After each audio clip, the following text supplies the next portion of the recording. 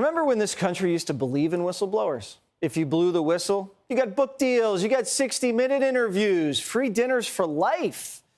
But if you blow the whistle against Biden, you get thrown out in the street, and the left assassinates your character. These whistleblowers that testified today had this to say about the FBI. My oath, however, did not include sacrificing the hopes, dreams, and livelihood of my family. In weaponized fashion, the FBI allowed me to accept orders to a new position halfway across the country. They allowed us to sell my family's home. They ordered me to report to the new unit when our youngest daughter was 2 weeks old. Then, on my first day on the new assignment, they suspended me, rendering my family homeless. They refused to release our goods, including our clothes, for weeks. All I wanted to do was serve my country by stopping bad guys and protecting the innocent. The FBI made one of their own guys homeless. Why? Because he blew the whistle on the FBI cooking the books. The whistleblowers here before us today have described incentive-based payments related to increasing the number of criminal investigations. This sounds eerily similar to the Saints bounty gate, if folks remember that. In that scandal, coaches would pay players cash bonuses for hits that would result in injuries to other players, and the head coach was suspended for an entire season. Somebody at the FBI needs to be suspended. The more cases an FBI field office had, the bigger the end of the year cash bonus was for who's ever in charge of the office. So what do you think happened? The FBI opened cases on everyone for anything. If you just happened to be in D.C. on January 6th, you probably had a file opened on you. Have a certain flag flying outside your house? The FBI handbook says you're a terrorist. That guide identified certain things that made people more likely to be deemed a threat or terrorists, didn't it? Yes. Was the Betsy Ross flag in the terrorism symbol guide? It was. And what about the Betsy Ross flag makes someone more likely to be a violent extremist? I wish there was a reasonable explanation for that. And instead of cracking down on real criminals, FBI officers got sent into school parking lots. You used to go after the worst of the worst, didn't you? Yes, I believe so. You went after people who looked at child porn. Yes. And then you were in the parking lot of a school board meeting, taking down the information of parents. What happened to the cases that you were working to protect our communities from the worst predators that exist? I was told they were not to be resourced, and then after I was suspended, they were handed off to local law enforcement. Wow, so the FBI just decided it was more important to have you in that parking lot of that school board meeting than getting the worst of the worst away from people that they could harm. That's correct. Now, if the FBI says white supremacy is the #1 threat to democracy, then the FBI can make a fortune investigating everything. A parent, a flag waver, a Catholic, a gun owner, you name it. It's open season on all of us. All they have to do is open up an investigation and they get paid for it. But if you try to blow the whistle up the chain of command, you get your whole life taken away from you.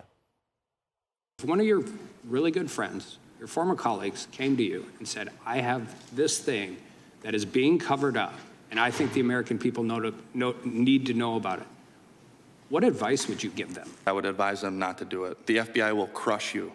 This government will crush you and your family if you try to expose the truth about things that they are doing that are wrong. And we are all examples of that. Two of the FBI whistleblowers from today's hearing in Congress, Steve Friend and Garrett O'Boyle, join us now, along with Congressman Jim Jordan. So, Garrett, we have evidence that they were handing out cash bonuses for the amount of investigations they opened? To some degree, yes. It's a little more complicated than that, but there is a system in the FBI where the executive management does get a cash bonus if they get gold check marks in certain criterias. So you're not actually looking for crime. In a way, you're creating crime. In a way, yes.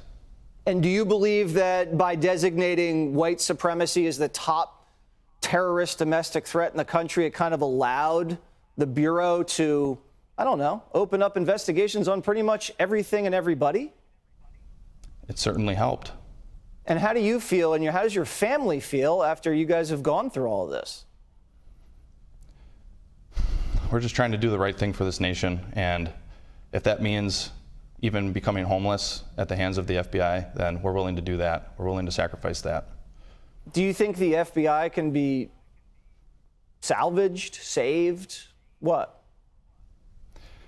I pray that it can be, but I don't know if it truly can be. It's going to take a lot of work. It's going to take a lot of brave men and women inside the FBI and outside the FBI to ensure that it gets back on course and working for the American people in the way it's supposed to. Steve, you've been on Primetime before. Are there enough agents in the Bureau that have a good heart and have some stones and are going to be able to stand up to this craziness? I think that there are a lot of really good people that are just waiting to see what happened and what was brought to the forefront today during this hearing. And I think that Garrett and myself and Marcus Allen, we brought the information. Certainly the Republicans on the committee were very receptive to that information. And we sort of laid the groundwork for people to feel that they can be protected as whistleblowers.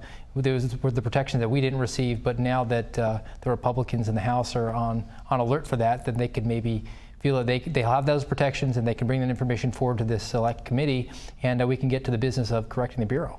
Do you think, and I know you're not a political guy, do you think you were treated with respect by members of the committee who are Democrats today? I mean, I don't think that you could argue that I was. I mean, there was allegations that I was a grifter when, in fact, I received a charitable donation when I was in a state of unpaid indefinite suspension. My wife had lost her job and it was Christmas time. So I don't think that accepting charity is something I was proud to do. Certainly when I took my marriage vows and I promised that I would take care of my wife and our children from that day forward, that was not something that made me excited and proud to accept. But in tough times, you have to count on the generosity of others. And I think that any sort of allegation that I gave up a very lucrative career in order to accept a donation several months later from an individual who I've never met in my entire life is, quite frankly, laughable.